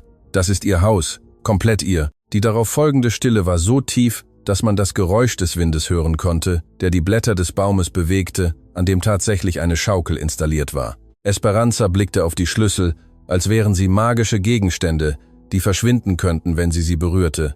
»Was meinen Sie mit komplett unser?« fragte Matthias mit dieser beschützenden Skepsis, die er sich über Monate der Unsicherheit angeeignet hatte. »Ich meine«, erklärte Ricardo und kniete sich hin, um auf Augenhöhe mit den 3 Kindern zu sein, »dass das Haus bezahlt ist, dass es auf den Namen ihrer Mama geschrieben ist und dass niemand es ihnen jemals wegnehmen kann. Ist es für immer unser? Wirklich für immer?« fragte Diego mit dieser kleinen Stimme, die immer noch Anzeichen seiner kürzlichen Krankheit zeigte, aber mit vorsichtiger Hoffnung glänzte. »Wirklich für immer«, bestätigte Ricardo und spürte, wie sich seine Augen mit Tränen füllten, als er den Ausdruck des Erstaunens Pirfen am Gesicht des kleinen Kindes sah. Esperanza nahm schließlich mit zitternden Händen die Schlüssel. Monatelang hatte sie von diesem Moment geträumt, aber sie hatte niemals geglaubt, dass er möglich wäre. Sie hatte nächtliche Fantasien, in denen sie sich vorstellte, wie ihre Kinder in einem richtigen Haus rannten, in echten Betten schliefen, sich mit warmem Wasser wuschen, aber sie wachte immer in diesem verlassenen Haus auf, wo die Realität sie brutal traf. »Können wir reingehen und es uns von innen ansehen?« fragte Sophia und sprang praktisch voller Aufregung. »Natürlich«, antwortete Ricardo und führte die Familie zur Haustür. »Es ist ihr Zuhause. Sie können tun, was immer sie wollen.« Als Esperanza die Tür öffnete, übertraf, was sie am Inneren fanden, alle Erwartungen, die sie vielleicht gehabt hatten. Ricardo hatte nicht nur das Haus gekauft. Er hatte es komplett mit allem Notwendigen für eine Familie mit 3 Kindern möbliert. Im Hauptwohnzimmer gab es ein bequemes Dreisitzer-Sofa, einen massiven Holztisch, einen großen Flachbildfernseher an der Wand und vor allem eine Bibliothek voller Kinder- und Jugendbücher. Die Küche war komplett mit neuen Geräten, einem vollständigen Geschirr und einem Vorratsschrank mit genügend Lebensmitteln für mehrere Wochen ausgestattet. »Mama, da ist eine Treppe«, rief Matthias und rannte wie ein normaler 12-Jähriger, zum ersten Mal seit Monaten wie ein normaler 12-Jähriger die Treppe hinauf. »Und jedes Zimmer hat sein eigenes Bett«, fügte Sophia hinzu, die ihrem älteren Bruder die Treppe hinauf gefolgt war. Ricardo hatte den Schlafzimmern besondere Aufmerksamkeit geschenkt. Das Hauptschlafzimmer hatte ein Queen-Size-Bett mit neuer Bettwäsche, einen geräumigen Kleiderschrank und eine Kommode mit Spiegel. Die Kinderzimmer waren altersgerecht dekoriert. Matthias' Zimmer hatte einen Schreibtisch zum Lernen und Bildungsposter. Sophias Zimmer war in sanften Tönen gestrichen und hatte ein Einzelbett mit 9 Puppen. Und Diegos Zimmer hatte ein umwandelbares Kinderbett, das sich in ein großes Kinderbett verwandeln ließ, zusammen mit einem speziellen Luftbefeuchter, der von den Ärzten empfohlen wurde. »Herr Balmont«, sagte Esperanza mit einer Stimme, die vor Emotionen brach, »das ist zu viel. Es ist mehr, als ich mir jemals erträumt habe, meinen Kindern zu geben.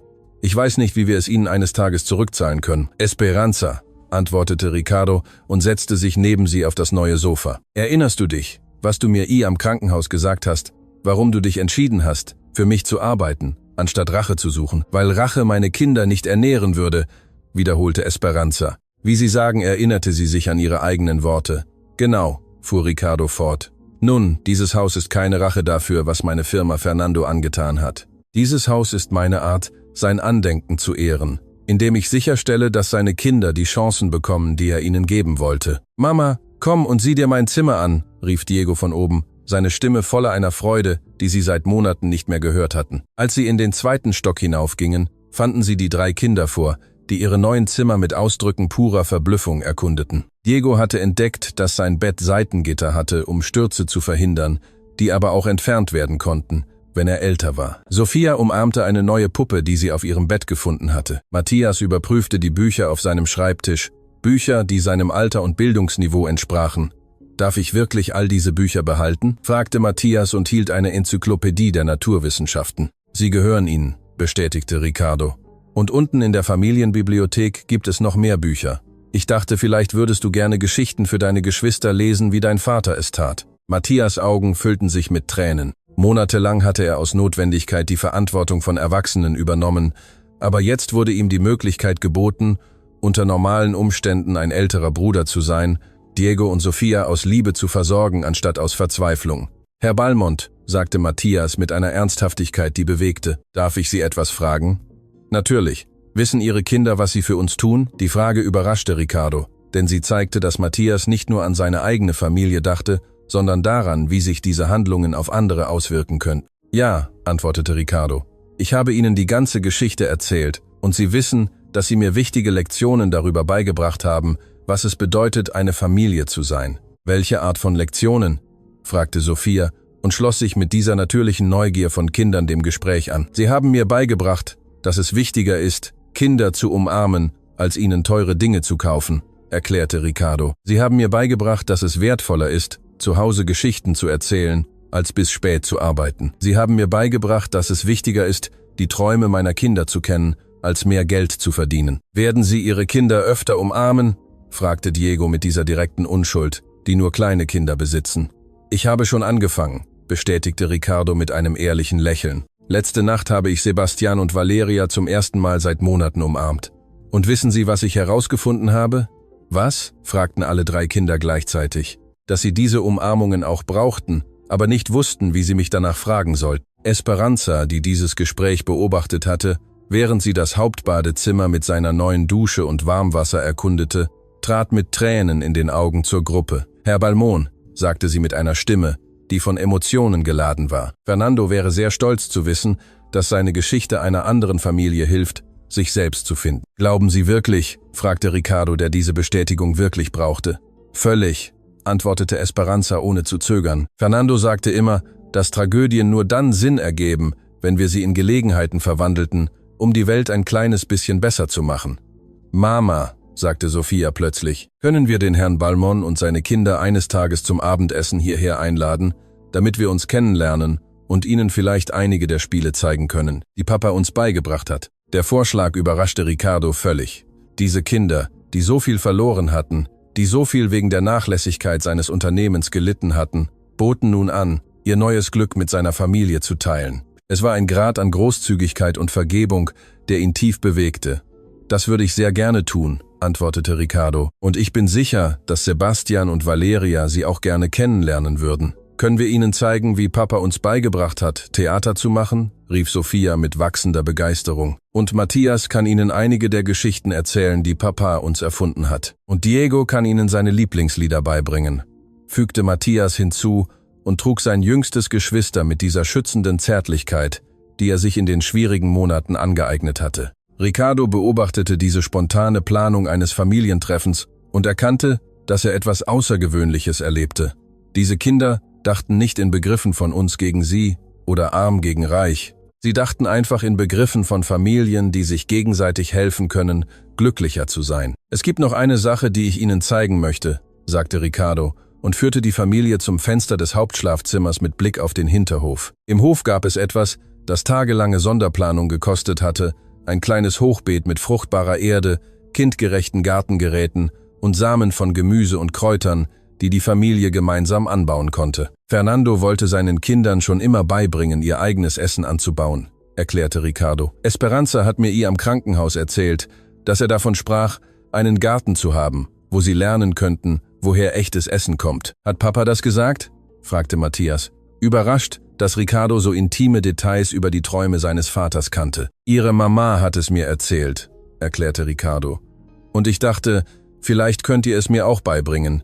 Ich habe noch nie in meinem Leben etwas gepflanzt. Ja, rief Diego und klatschte mit diesen kleinen Händen, die nach der medizinischen Behandlung schon stärker aussahen. Wir können Tomaten und Salat und Karotten und schöne Blumen für Mama pflanzen, fügte Sofia hinzu, die immer daran dachte, ihre Mutter glücklich zu machen. Esperanza trat ans Fenster und betrachtete den Garten mit einem Ausdruck, der Dankbarkeit, Erstaunen und eine tiefe Melancholie mischte. Es war genau das, was Fernando für seine Familie geträumt hatte. Und obwohl er nicht mehr körperlich anwesend war, um es zu sehen, lebten sein Geist und seine Werte in diesem Moment vollständig. Fernando murmelte sie leise und sprach zu ihrem verstorbenen Ehemann, als könnte er sie hören. Unsere Babys haben endlich das Zuhause, das du ihnen geben wolltest. Ricardo erkannte, dass er einen heiligen Moment erlebte, einen Augenblick, in dem Liebe den Tod übersteigt und aufgeschobene Träume endlich Erfüllung finden. Es war nicht nur ein Haus, das er übergab, es war die Verwirklichung der Hoffnungen eines Vaters, der zu früh gestorben war, aber dessen Vermächtnis in seinen Kindern weiterleben würde. Esperanza, sagte Ricardo, endlich gibt es eine Bedingung für dieses Haus. Die augenblickliche Panik, die in den Augen der Frau aufkam, brach ihm das Herz. Aber es war notwendig, diese spezifische Bedingung festzulegen. Welche Bedingung? Fragte sie mit zitternder Stimme. Dass sie mir erlauben, alle Arbeitssicherheitsrichtlinien bei Balmont Industries zu ändern? Antwortete Ricardo mit absoluter Ernsthaftigkeit. Dass sie mir helfen, Protokolle zu implementieren, die sicherstellen, dass kein anderer Arbeiter das erleidet, was Fernando erlitten hat, dass sie die Tragödie ihres Mannes zur Rettung anderer Arbeiter machen. Esperanza blickte ihn lange Sekunden an und verarbeitete das Ausmaß dessen, was er vorschlug. »Meinen Sie das ernst?« fragte sie schließlich. »Absolut ernst«, bestätigte Ricardo. »Ich möchte, dass Fernando Morales zum Namen des strengsten Arbeitssicherheitsprogramms der gesamten Bauindustrie wird. Zum ersten Mal seit dem Verlust ihres Mannes fühlte Esperanza, dass die Tragödie, die ihr Leben zerstört hatte, endlich einen Zweck hatte, der Fernandos Andenken auf die bedeutungsvollste Weise ehren würde. »Ich akzeptiere«, sagte sie mit fester und emotionaler Stimme. »Ich akzeptiere es von ganzem Herzen.« Das erste Familienessen zwischen den Familien Balmont und Morales fand eine Woche nach der Übergabe des Hauses statt. Ricardo kam um 18 Uhr mit Sebastian und Valeria an und brachte Blumen für Esperanza und pädagogisches Spielzeug für die 3 Kinder mit. Seine Kinder waren den ganzen Tag nervös gewesen, wussten nicht, was sie von dieser Familie erwarten sollten, die ihren Vater so tiefgreifend verändert hatte. Das Haus, das einst ein unmögliches Traum gewesen war, strahlte nun vor Leben und menschlicher Wärme. Der Duft von hausgemachtem Essen vermischte sich mit dem Klang kindlicher Lacher und schuf diese Atmosphäre eines wahren Zuhauses, die keine Villa replizieren konnte. Diego hatte sich bemerkenswert verbessert. Seine Wangen hatten eine gesunde Farbe und seine Atmung war klar und stark. »Papa«, flüsterte Valeria, als sie sich der Haustür näherten. »Sind Sie nervös?« Ein wenig gab Ricardo ehrlich zu, aber es ist eine gute Nervosität, wie wenn man kurz davor ist, etwas Besonderes zu erleben. Esperanza öffnete die Tür mit einem strahlenden Lächeln, das einen dramatischen Kontrast zu der verzweifelten Frau bildete, die Ricardo am Krankenhaus Wochen zuvor gesehen hatte. Sie trug ein einfaches, aber sauberes Kleid, und ihre Haltung sprach von wiederhergestellter Würde. »Willkommen in unserem Zuhause«, sagte sie mit einer echten Wärme, die Sebastian und Valeria sofort wohlfühlen ließ. Die ersten Minuten waren unweigerlich unbeholfen. Sebastian und Valeria, die an formelle Abendessen gewöhnt waren, die von Hausangestellten serviert wurden, fanden sich in einer Küche wieder, in der die Familie selbst das Essen zubereitete und von allen erwartet wurde, beim Tischdecken mitzuhelfen. »Brauchen Sie Hilfe bei etwas?« fragte Sebastian, ohne genau zu wissen, wie er in einem Umfeld, das so anders war als seine üblichen Erfahrungen, Hilfe anbieten sollte. »Natürlich«, antwortete Matthias enthusiastisch. »Kannst du mir helfen, die Teller zum Tisch zu tragen?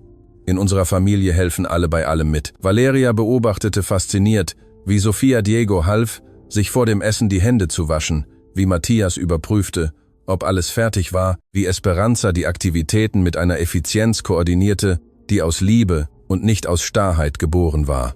Es war eine Art von Familiendynamik, die ihr völlig neu war. Das Abendessen bestand aus einfachen Gerichten, aber sorgfältig zubereitet. Geschmorter Hühnerbraten, Reis, Bohnen, frischer Salat aus dem Garten, den sie zu kultivieren begonnen hatten, und selbstgemachte Tortillas. Es gab nichts Luxuriöses, aber jeder Bissen hatte einen Geschmack, der von investierter Zeit, aufgewendeter Aufmerksamkeit und als Akt der Liebe zubereitetem Essen sprach. »In unserer Familie«, erklärte Esperanza, während sie die Teller servierte, »haben wir eine Tradition für Abendessen. Jeder teilt etwas Gutes, das ihm am Laufe des Tages passiert ist, und etwas, wofür er dankbar ist. Etwas Gutes und etwas, wofür man dankbar ist«, wiederholte Valeria, als wäre es ein völlig unbekanntes Konzept. »Ja«, bestätigte Diego mit dieser ansteckenden Freude von kleinen Kindern. »Ich fange immer an, weil ich der Kleinste bin. Etwas Gutes, das mir heute passiert ist, war, dass ich am Garten rennen konnte, ohne müde zu werden. Und ich bin dankbar, dass meine Brust nicht mehr schmerzt, wenn ich atme.« Die Einfachheit und Tiefe dieser Worte beeindruckten Sebastian und Valeria. Dieses 5-jährige Kind, das Wochen zuvor in höchster Gefahr gewesen war, fand Freude daran, normal atmen und rennen zu können, ohne Schmerzen. Ihre eigenen täglichen Sorgen um Noten, Videospiele und gesellschaftliche Pläne schienen am Vergleich dazu trivial. »Ich mache weiter«, kündigte Sofia an. »Etwas Gutes, das mir passiert ist, war, dass ich einen Schmetterling in unserem Garten gefunden habe und er lange auf meinem Finger saß. Und ich bin dankbar, dass ich mein eigenes Zimmer habe, in dem ich all meine Schätze aufbewahren kann.« »Welche Art von Schätzen?« fragte Valeria mit echter Neugier. »Schöne Steine, die ich am Garten finde, Blätter mit interessanten Formen, Zeichnungen, die ich für Mama mache«, erklärte Sofia ernst. »Papa sagte immer, dass die wertvollsten Schätze kein Geld kosten.« Matthias fuhr fort. »Etwas Gutes, das mir passiert ist, war, dass ich meine Mathematikaufgaben vollständig ohne Hilfe verstanden habe, und ich bin dankbar, dass ich an meinem eigenen Schreibtisch ohne störende Geräusche lernen kann.« Esperanza lächelte mit mütterlichem Stolz, bevor sie sprach. Etwas Gutes, das mir heute passiert ist, war, Diego glücklich am Garten spielen zu sehen, und ich bin dankbar, dass meine Kinder ein sicheres Zuhause haben, in dem sie aufwachsen und träumen können. Alle wandten sich Ricardo, Sebastian und Valeria zu. Es war ihre Reihe, an dieser Familientradition teilzunehmen, aber keiner von ihnen hatte jemals so bewusst über seinen Tag nachgedacht. Wir haben das noch nie gemacht, gab Ricardo ehrlich zu. Aber ich möchte es versuchen. Etwas Gutes, das mir heute passiert ist, war, Diegos Lächeln zu sehen, als er zur Tür rannte, um uns zu empfangen. Und ich bin dankbar, weil sie mir beibringen, wie ich ein besserer Vater werde. Sebastian zögerte, bevor er sprach.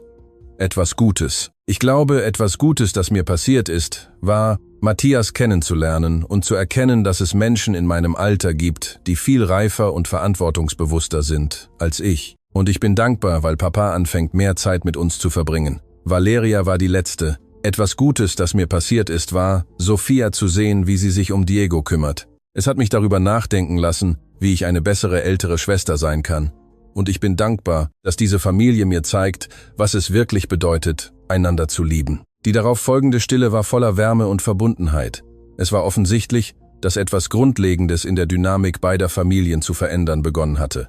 Jetzt kündigte Matthias enthusiastisch an. Ist Zeit für Geschichten. In der nächsten Stunde teilten die Morales-Kinder die Geschichten, die Fernando ihnen zu erzählen pflegte, aber mit einem besonderen Dreh. Sie luden Sebastian und Valeria ein, Charaktere in den Abenteuern zu sein. Sophia erfand eine Geschichte, in der Valeria eine Wissenschaftlerprinzessin war, die Königreiche mit ihren Experimenten rettete. Matthias schuf ein Abenteuer, in dem Sebastian ein Entdecker war, der verlorene Zivilisationen entdeckte. Diego, mit Hilfe seiner Geschwister, erzählte eine Geschichte, in der sie alle Superhelden waren, die zusammenarbeiteten, um die Welt besser zu machen. Ricardo beobachtete diese Interaktion und erkannte, dass seine Kinder etwas erlebten, das sie nie zuvor gehabt hatten. Die reine Freude der gemeinsamen Fantasie, das Erschaffen fantastischer Welten mit anderen Kindern. Das Gefühl, nicht wegen ihres Besitzes, sondern wegen dessen, wer sie als Menschen waren, geschätzt zu werden. »Papa«, fragte Valeria, als die Geschichten zu Ende waren. »Könnten wir das auch zu Hause machen? Abendessen mit Dankbarkeit und Geschichten. Das würde ich sehr gerne tun«, antwortete Ricardo und fühlte sich seinen Kindern näher als seit Jahren. Im Laufe des Abends vertiefte sich die Unterhaltung. Esperanza erzählte Sebastian und Valeria von Fernando nicht als tragische Figur, sondern als liebevollen Vater, der ihr Leben mit Freude und wertvollen Lehren erfüllt hatte. »Was vermissen Sie am meisten von ihm?« fragte Sebastian mit echter Neugier. »Sein Lachen«, flüsterte Diego sofort. »Papa lachte sehr laut, wenn wir spielten, und das ganze Haus war voller Glück. Seine Umarmungen, wie die eines Bären«, fügte Sophia hinzu. »Er umarmte uns so fest, dass wir das Gefühl hatten, dass uns nichts Schlimmes passieren konnte, solange wir in seinen Armen waren. Seine Ratschläge«, sagte Matthias mit der Ernsthaftigkeit von jemandem, der zu schnell erwachsen werden musste. Er wusste immer genau, was er uns sagen sollte, wenn wir Probleme hatten oder verwirrt waren. »Aber wissen Sie, was das Erstaunlichste ist?«, fügte Esperanza mit einem Lächeln voller Liebe hinzu. »All diese Dinge, die wir an Papa vermissen, leben in euch weiter. Diego hat sein fröhliches Lachen, Sophia gibt Umarmungen, die das Herz heilen, und Matthias hat diese besondere Weisheit, anderen zu helfen.« »Wirklich?«, fragte Diego mit strahlenden Augen.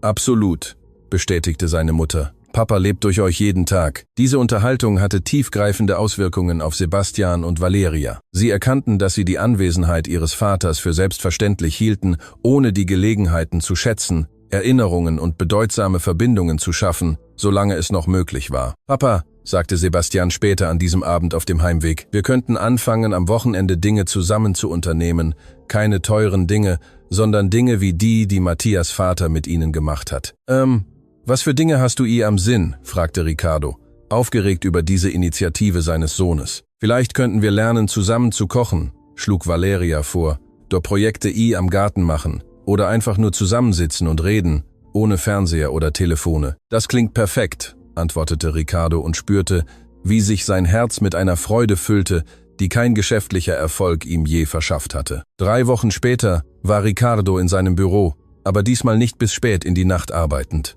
Es war Freitagabend und er hatte eine neue persönliche Regel aufgestellt. Freitags nie mehr Arbeit nach 17 Uhr und die Wochenenden waren der Familie heilig. Esperanza hatte begonnen, als Beraterin für Arbeitssicherheit bei Balmont Industries zu arbeiten und half bei der Entwicklung von Protokollen, die andere Arbeiter vor Tragödien wie der, die Fernando erlebt hatte, schützen würden. Ihr intimes Wissen über die menschlichen Folgen von Unternehmensfahrlässigkeit hatte sie zu einer mächtigen Stimme für den Wandel gemacht.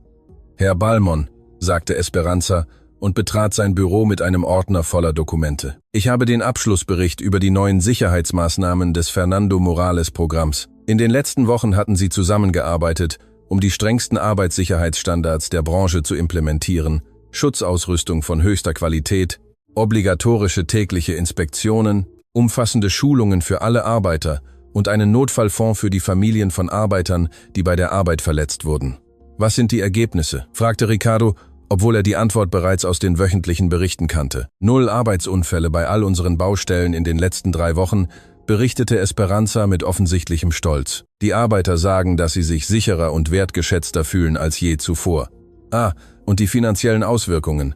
Die anfänglichen Kosten waren erheblich, gab Esperanza zu, aber die Einsparungen bei Versicherungen, Rechtsstreitigkeiten und durch Unfälle verlorene Zeit gleichen die Investition bereits aus. Außerdem zieht unser Ruf als verantwortungsbewusstes Unternehmen bessere Arbeitskräfte und prestigeträchtigere Aufträge an. Ricardo lächelte, als er sich erinnerte, wie er einst dachte, dass Arbeitssicherheit eine unnötige Ausgabe sei, die die Gewinne schmälere. Jetzt verstand er, dass es eine Investition in Menschenleben war, die sich auch als ausgezeichnete Geschäftsentscheidung erwies.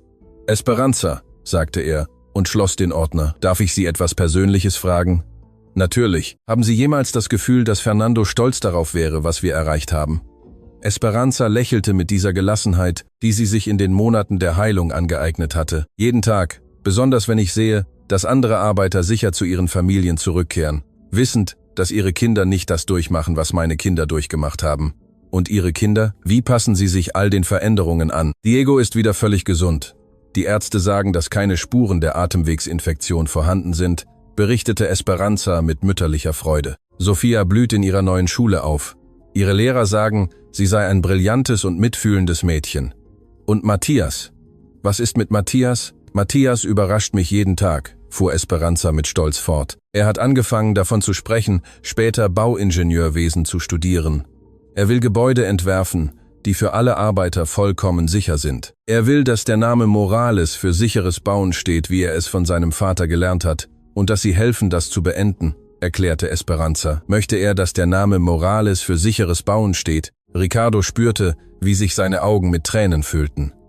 Der Sohn von Fernando hatte nicht nur die Tragödie überwunden, sondern ihn in eine Inspiration verwandelte, sein Leben dem Schutz anderer zu widmen. »Esperanza«, sagte sie schließlich, »und möchte ich Ihnen einen Vorschlag machen.« »Was für ein Vorschlag? Ich möchte einen Stipendienfonds im Namen von Fernando Morales einrichten«, erklärte Ricardo mit wachsender Begeisterung. »Für Kinder von Bauarbeitern, die Ingenieurwesen, Architektur oder einen anderen Beruf studieren möchten, der die Branche sicherer macht. Sie meinen es ernst, vollkommen ernst.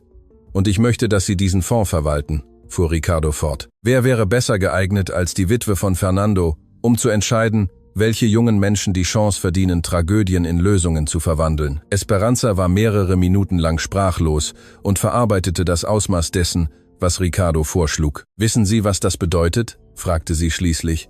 »Das bedeutet, dass Fernando Morales zu einer Kraft des Guten wird, die seinen eigenen Tod überdauert«, antwortete Ricardo. »Das bedeutet, dass sein Vermächtnis Generationen retten wird.« »Ich akzeptiere«, sagte sie mit fester und emotionaler Stimme. »Ich akzeptiere es von ganzem Herzen und am Namen von Fernando.« Am selben Abend, in dem Haus, das nun vor Leben und Glück überquoll, trafen sich die beiden Familien erneut zum Abendessen. Aber dieses Mal gab es eine zusätzliche Tradition. Am Ende des Abendessens zündeten sie zu Ehren von Fernando Morales eine besondere Kerze an. »Papa«, sagte Sofia und sprach zur Kerze, als ob Fernando sie hören könnte. »Heute hat uns Herr Ricardo von den Stipendien erzählt, die anderen Kindern helfen werden, für sicherere Arbeiten zu studieren. Sind Sie stolz auf uns?« In diesem Moment, als ob das Universum die Frage des Mädchens beantworten wollte, bewegte eine sanfte Brise die Vorhänge am Fenster und ließ die Flamme der Kerze besonders tanzen. »Papa ist hier«, flüsterte Diego mit dieser absoluten Gewissheit von kleinen Kindern. »Er sagt uns, dass er stolz ist.« Ricardo beobachtete diese Szene und erkannte, dass er Zeuge der außergewöhnlichsten Verwandlung seines Lebens war. Eine Tragödie war in Erlösung verwandelt worden, eine Ungerechtigkeit war in Gerechtigkeit verwandelt worden, und ein Tod hatte ein Vermächtnis ins Leben gerufen, das unzählige zukünftige Familien schützen würde. Wissen Sie, was das Unglaublichste an dieser ganzen Geschichte ist? Sagte Ricardo und blickte alle anwesenden Kinder an. Was? Fragten sie Ei am Chor. Dass Fernando Morales niemals nur ein Name auf einem Grabstein sein wird, erklärte Ricardo mit tiefer Emotion. Er wird der Name auf Universitätsstipendien sein, die jungen Menschen helfen zu studieren. Er wird der Name auf Sicherheitsprotokollen sein, die Leben retten. Er wird der Name sein, den andere Arbeiter in Erinnerung behalten, wenn sie jede Nacht sicher nach Hause zurückkehren. Und er wird der Name sein, den wir für immer mit Stolz tragen werden, fügte Matthias mit dieser Reife hinzu, die er durch Widrigkeiten entwickelt hatte, die sich in Zweck verwandelt hatten. Genau, bestätigte Ricardo. Fernando Morales ist unsterblich geworden, nicht weil er physisch bei uns ist, sondern weil seine Liebe, seine Werte und sein Opfer die Welt weiterhin jeden Tag besser machen. In diesem Moment, mit 2 Familien, die um einen Tisch versammelt waren, mit einer Kerze, die das Andenken eines guten Mannes ehrte, und mit einer Zukunft, die von Versprechungen auf gerettete Leben und erfüllte Träume glänzte, verstanden alle, dass sie etwas Außergewöhnliches erlebt hatten. Fernando Morales' Tod war eine Tragödie gewesen, aber sein Vermächtnis war zur schönsten Geschichte von Erlösung, Liebe und Hoffnung geworden, die einer von ihnen sich hätte vorstellen können. Und jedes Mal, wenn ein Arbeiter sicher nach Hause zurückkehrte, jedes Mal, wenn ein junger Mensch ein Stipendium zum Studieren erhielt, jedes Mal, wenn eine Familie nicht das erleiden musste, was die Familie Morales durchgemacht hatte, würde Fernando Morales weiterleben, denn wahre Liebe stirbt nie, sie verwandelt sich nur in immer schönere Formen, die Welt besser zu machen.